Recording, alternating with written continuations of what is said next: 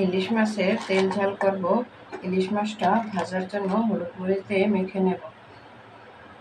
মাছ ভাজার জন্য দিয়ে দেবো লবণ কুচি। আসসালামু আলাইকুম গাইস, আপনার সবাই কেমন আছেন? দিয়ে দেবো হলুদের গুঁড়া, দিয়ে দেবো সামান্য তেল মাছ মাখার জন্য।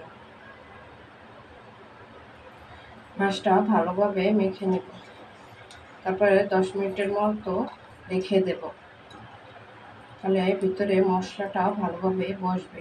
তেল দিলাম, তেল দিলে মাছের গায়ের সাথে মশলাটা লেগে থাকে।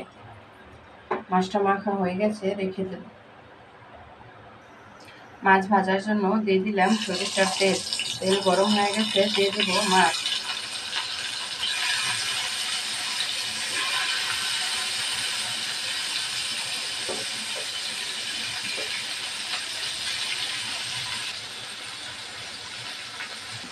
মাছটা একবার ভাজা হয়ে গেছে, উল্টিয়ে নেব।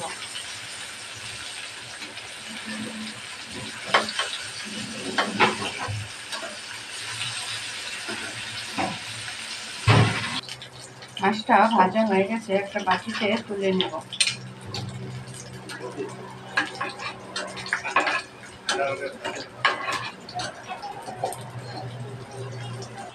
এই তেলের ভিতরে দিয়ে দেবো 3টা কাঁচামরিচ ফালি, বেশ কয়েকখানি পেঁয়াজ কুচি।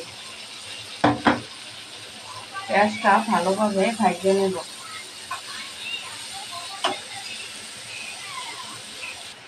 দিয়ে দেবো সামান্য একটু লবণ কুচি, তাহলে পেঁয়াজটা তাড়াতাড়ি ভাজা হবে।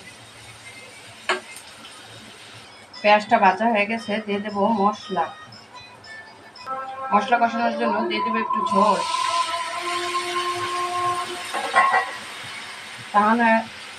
তা না হলে শুকনো মশলা পুড়ে যাবে। এখানে মশলা ছিল 1 চা চামচ মরিচের গুঁড়া, 1/2 চা চামচ হলুদের গুঁড়া, 1/2 চা চামচ টালা জিরার গুঁড়া, 1/2 চা চামচ ধনিয়ার গুঁড়া। দিয়ে দেবো একটা টমেটো কুচি। ইলিশ মাছ ভাজাগুলো দেখতে কত সুন্দর লাগছে। মশলা কষানো হয়ে গেছে, দিয়ে দেবো ভেজে রাখা মাছ। মাছটা একটু কষিয়ে নেব, তার জন্য দিয়ে দেবো একটু ঝোল।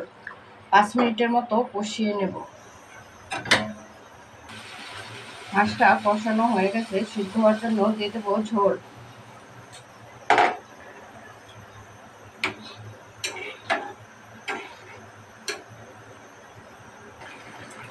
ইলিশ মাছের তেল ঝাল রান্না হয়ে গেছে।